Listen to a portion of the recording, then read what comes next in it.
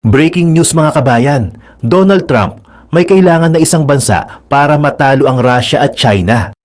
Pangalawang breaking news, Houthis umatake sa Harry Truman Carrier Strike Group ng Amerika. Pangatlong breaking news, China may ginagawang secret weapon para panlaban sa Amerika. Bago tayo magumpisa, baka pwede pa like ng video na ito. Malaking bagay na to sa aming mga content creators. Maraming salamat po.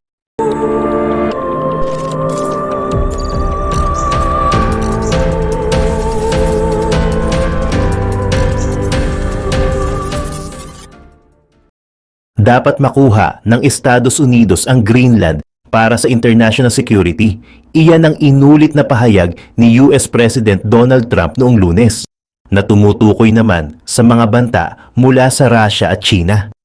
Sa pakikipag-usap sa mga reporters sa Oval Office, habang pinirmahan niya ang maraming mga executive order sa kanyang unang araw bilang Pangulo, sinabi ni Trump na hindi nagawang panatilihin ng Denmark ang Greenland na isang self-ruling Danish territory. Ayon sa Republican leader, ang Greenland ay isang magandang lugar. Kailangan nating ito para sa international security at sigurado ako na ang Denmark ay makikipagtulungan. Gawa ng nagkukos ng maraming pera ang pagme-maintain nila dito. Ang Greenland ay necessary hindi lamang para sa amin, kundi maging sa international security, dagdag niya.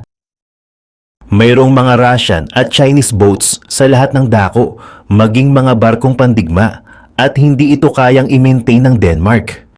Paulit-ulit na sinabi ni Trump na dapat kontrolin ng US ang Greenland, kung saan sinasabing ang pagkuha ng Amerika sa vast Arctic Island ay isang absolute necessity at pag-refuse na i-rule out ito sa pamamagitan ng military force. Ang kanyang mga komento ay nag-trigger ng mga crisis meetings sa Copenhagen at isang sharp rebuke mula sa mga pinuno ng Danish at Greenland na nagsabing ang isla ay not up for grabs. Samantala, sa iba pang mga balita, opisyal na kinumpirma ng China ang pagbuo ng isang mataas na advanced hypersonic air-to-air missile na nagmamarka ng isang significant milestone sa aerospace at sa mga defense technologies.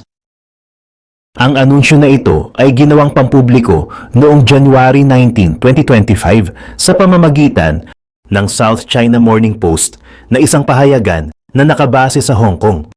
Pagkatapos ng extensive testing, kabilang ang mga extreme heat resistance trials na idinisenyo upang matugunan ang stringent requirements ng People's Liberation Army Air Force. Ang pagbuo ng missile na ito ay nagdudulot ng malubhang hamon sa mga umiiral na air defense systems. Maaari nitong baguhin ang dynamics ng air superiority, particular na laban sa high-tech aircraft na katulad ng US B-21 Raider stealth bomber, na kasalukuyan namang sumasailalim sa flight testing. Ang kumpirmasyon ng missile existence ay ginawa sa pamamagitan ng isang papel na napublish ng Chinese scientists na nagpapakita ng mga in-employ na sophisticated testing procedures, kabilang ang paggamit ng mga arc-heated wind tunnels.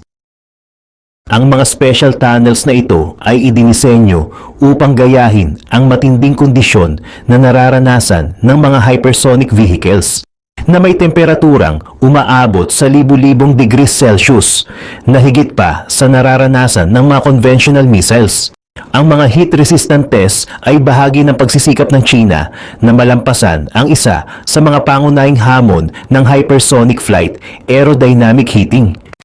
Sa bilis na mahigit sa Mach 5, ang mga hypersonic missiles ay nakakaranas ng matinding friction sa atmosphere na maaaring magdulot ng mga pagtaas ng temperatura na posibleng makapinsala sa structural integrity ng missile o makagambala sa internal electronics nito. Upang matiyak ang reliability ng missile, nagsagawa ang China ng mga extensive trials, kabilang ang mga nasa high-cost wind tunnel na karaniwang ginagamit para sa mga space missions tulad ng simulating Mars landings. Sa iba pang mga balita, inanunsyo ng Houthis na pinuntirya nila ang Harry S. Truman Carrier Strike Group noong Biyernes, na nagkakas ng mga pag-aalinlangan kung ititigil ng Yemen-based terrorist group ang pag-atake nito sa mga barko sa Red Sea, kasunod ng kasunduan sa tigil putukan sa pagitan ng Israel at Hamas. Ang pinuno ng Houthi na si Abdul Malik al-Houthi ay nagpahiwatig ng pagpapahinto sa mga aksyon ng grupo sa Red Sea. Ito ay ipinahayag niya sa isang talumpati noong Huwebes nang sinabi niyang susubaybayan ng Houthis ang tigil putukan na magsisimula sa Linggo. Sinabi din na ipagpapatuloy ang mga pag-atake kung lalabag ang Israel sa tigil putukan. Gayunpaman, sa isang talumpati noong Biyernes, nag-announce ang tagapagsalita ng Houthi na si Brigadier General Yahya Saree ng mga missile attacks sa Israel at drone strike sa Harry S. Truman Carrier Strike Group. Ang US Central Command ay hindi tumugon sa mga claim ng isang pag-atake sa Carrier Strike Group. Ito ang ikapitong pagkakataon na nag-claim ang mga Houthis ng pag-atake sa US formation.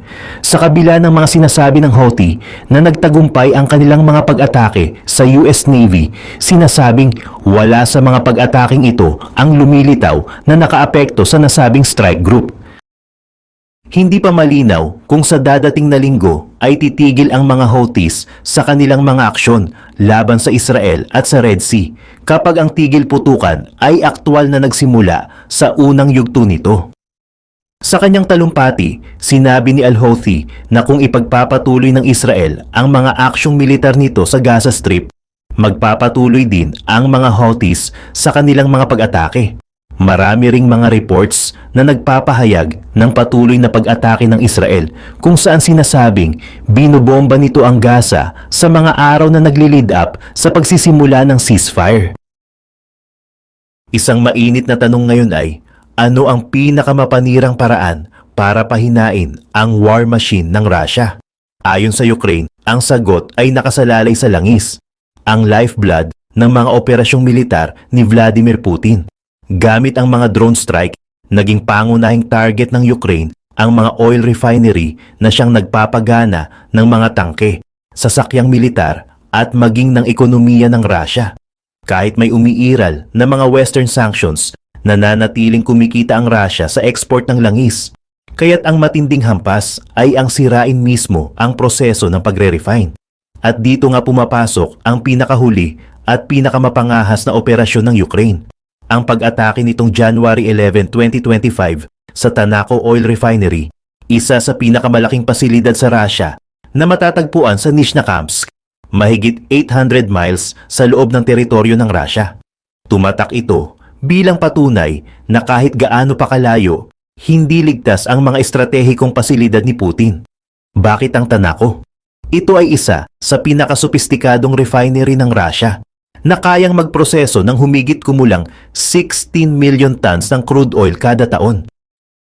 Ang mga produktong ito, diesel, gasolina at iba pang petroleum-based na produkto, ay kritikal sa military at ekonomiya ni Putin.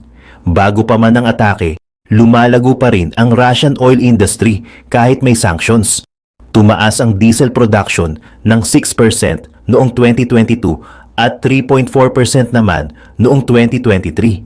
Kahit bumabagal ang pag-akyat, tuloy pa rin ang kita. Kapag pinatumba ang Tanaco, milyon-milyong tonelada ng krudo ang hindi agad marerepina. Kaya't napipilitan ang Russia na ibenta ito ng mas mura o itago sa storage na limitado naman ang kapasidad. Kapag nagsimula ng maapektuhan ang supply ng langis, mas liliit ang pondo at mas mahihirapan ang hukbo ng Russia. Iyon ang core objective ng drone strike na isinagawa ng Ukraine. Kaagad na lumabas sa social media at mga balita ang mga video na nagpapakita ng makapal na usok at apoy sa Tanaco matapos ang atake. Gayunpaman, matibay ang propaganda ng Russia. Iginiit ng press service ng Republic of Tatarstan na walang sunog at drill lang daw ito. Sinabi nilang, ang nagliliyab na ilaw ay bahagi ng standard evacuation procedures at ang orange glow naman ay mula sa flares na ginagamit sa proseso ng refinery. Ngunit maraming ebidensya ang nagpapakitang totoong may nasunog na bahagi ng planta at maging ang mga empleyado ay kinailangang i-evacuate. Napatigil din ang mga flight sa 4 na paliparan sa lugar, kabilang ang Nizhnekamsk at Izhevsk na hindi naman karaniwang hakbang kung drill lang ang nangyayari. Sa huli, kinumpirma rin ng mga pro-Ukrainian source na matagumpay ang drone strike at nabahala ng husto ang pamunuan ng refinery. Malaking tanong ngayon, bakit mahalaga ito? Ayon kay Andrei Kovalenko ng Ukraine's Center for Countering Disinformation, pinakamabisa ang pagtama sa refineries dahil dito nagmumula ang panggatong ng hukbo ng Russia. Kung walang sapat na diesel o gasolina, mas mabagal o tuluyang hihinto ang mga tangke at sasakyang militar. Tinatayang karamihan ng refined products mula sa Tanako ay patungo sa Donetsk region, kung saan agresibong sumulong si Putin noong 2024. Bagaman nagtagumpay ang Russia na makuha ang ilang teritoryo, halos 430,000 na sundalo naman ang nawala sa panig nito. Kung mapabagal ng Ukraine ang supply ng gasolina, mas mapapadali nilang depensahan ang linya dahil magiging limitado ang mobility ng mga Russian forces. Lahat ng ito ay bahagi ng mas malawak na estratehiya. Bawasan ang pisikal at pinansyal na kapasidad ng Russia na ipagpatuloy ang digmaan. Hindi rin ito ang unang beses na tinarget ng Ukraine ang Tanako. Noong April 2, 2024, isang drone din ang nakalusot at nakapinsala sa isang unit ng refinery na nagpoproseso ng 155,000 barrels ng krudo kada araw. Sinasabing hindi kritikal ang pinsala at agad daw na ibalik ng Russia sa normal na operasyon ng unit. Ngunit nagsilbi itong babala na kaya nang makapasok ng Ukraine ng malalim sa Russian territory. Bukod sa Tanako, mayroon pang ulat na isang Ukrainian drone ang tumama sa isang planta sa Bashkiria region, halos 932 miles mula sa hangganan, na itinuturing na record-breaking sa layo. Pati ang Slavyansk Oil Refinery sa Krasnodar region ay nasalanta, kung saan tumigil ang operasyon matapos masunog ang ilang bahagi. Pare-pareho ang pattern. Tina-target ng Ukraine ang mga kritikal na proseso ng refinery, tulad ng catalytic cracking at distillation towers, upang pansamantalang o permanenteng ihinto ang produksyon. Ang mga hakbang ng Russia ay tila hindi sapat para pigilan ang mga pag-atake. Ayon sa Radio Free Europe, nag-deploy na raw sila ng missile defense systems at pinagkakabitan ng metallic nets ang mga pasilidad. Mayroon ding mga mobile air defense team, ngunit kalimitan ay mga tao lang na may machine guns na umaasang makakatama sa mga drone. Mabilis, maliksi at may kakayahang umiwas ang mga drone ng Ukraine, kaya hindi madaling maitaboy ang mga ito. Kitang-kita ito sa sunod-sunod na matagumpay na drone strikes, lalo na noong January 2025 sa Tanako. Ipinapakita nitong epektibo ang estratehiya ng Ukraine na salakayin ang mga pasilidad ng langis at hindi nakakaya ng Russia na bantayan ng husto ang kanilang napakalawak na teritoryo. Para kay Putin, masakit itong katotohanan na hindi garantiya ang layo at laki ng Russia laban sa mga bagong taktika ng Ukraine. Bakit nga ba pinupuntirya ng husto ng Ukraine ang oil refineries? Una, ito ang puso ng war machine ng Russia, nagbibigay ng krudo at fuel sa militar. Ikalawa, napakalaki ng ambag ng langis sa ekonomiya ng Russia. Kahit may Western sanctions, tuloy pa rin ang pagdaloy ng pera dahil sa exports patungong China, India at ilang bansa sa Europa. Ayon sa Carnegie Endowment, mas mainam na targetin ang refineries kaysa sa malalayong oil fields sa Siberia. Ang refineries ay siksik sa mahalagang kagamitan at kapag nasira, magastos at matagal ang pag-ayos. Bukod pa rito, mararamdaman din ng mga ordinaryong Russian ang epekto. Tataas ang presyo ng gasolina at iba pang bilihin. Kapag naramdaman ng publiko ang hirap, maaari silang magtanong kung sulit pa bang ipagpatuloy ang digmaan. Iyon ang gusto ng Ukraine, sirain ang war machine mula sa loob at labas. Isa pang benepisyo para sa Ukraine ay nakakatulong ito sa kampanya ng mga kanluraning bansa na pataasin ang pressure kay Putin. Hindi man naging lubusang epektibo ang sanctions, nababawasan naman ang refining capacity ng Russia sa bawat matagumpay na drone strike. Inulat na bumagsak ng 900,000 barrels per day ang produksyon nila noong May 2024. At higit pa ang pinaniniwalaang nawala matapos ang iba pang mga atake. Dagdag pa, limitadong-limitado ang storage capacity ng Russia para sa krudo. Kung hindi nila ito maproseso agad, pwede itong ma-degrade at wala ng silbi para sa militar. Mas pinalalala pa ito ng mataas na inflation rate sa Russia na umabot sa 9.5% noong 2024 at mataas na interest rate na 21%. Ang lahat ng ito ay nagpapatong-patong na problema para sa Kremlin habang nakikinabang ang Ukraine sa mas mahinang kalaban. Gayunman, hindi nangangahulugang wala ring peligro para sa Ukraine. Papasok na bilang presidente ng Estados Unidos si Donald Trump at nagpahayag siya ng hangaring makipagnegosasyon upang tapusin ang digmaan. Maaaring payuhan o pilitin ni Trump ang Ukraine na bawasan ang pag-atake sa mga refinery, lalo na't malaking bahagi ng tulong militar ng Ukraine ay nanggagaling sa Amerika. Bagaman gumagamit din ang Ukraine ng sariling drones, hindi maikakailang mahalaga pa rin ang suporta ng US. Isa pang banta ay ang ganti ng Russia. May mga ulat ng pag-atake ng Russia sa Kremenchuk Oil Refinery ng Ukraine, pati na rin sa mga pasilidad ng kuryente bilang tugon sa mga ginawa ng Ukraine. Kung tutugunan ng Russia ang bawat drone strike ng atake sa energy infrastructure ng Ukraine, maaaring tumagal at lumala pa ang digmaan na lalong magpapahirap sa mga sibilyan sa magkabilang panig. Sa huli, ang pangyayaring ito sa Tanaco Oil Refinery ay hindi lamang simpleng balita.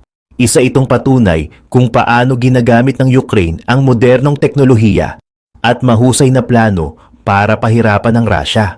Mas pinalalim ng drone strike na ito ang takot na kahit anong layo, kayang abutin ng Ukraine ang mahahalagang pasilidad ng kalaban. Habang tuloy ang labanan, malinaw na mawawalan ng direksyon ang war machine ni Putin kung wala itong sapat na langis at perang panustos. Ang mga refinery attacks na ito ay nagpapatatag sa posisyon ng Ukraine, lalo't lumalaki ang galit at pag-aalala ng mga Russian kapag tumataas ang presyo ng gasolina at nababawasan ang mga oportunidad sa trabaho. Para sa ngayon, malinaw na mahalagang yugto ito sa kasaysayan ng digmaan. Mas magiging mahalaga ito sa mga susunod na buwan, lalo na sa pag-upo ni Donald Trump.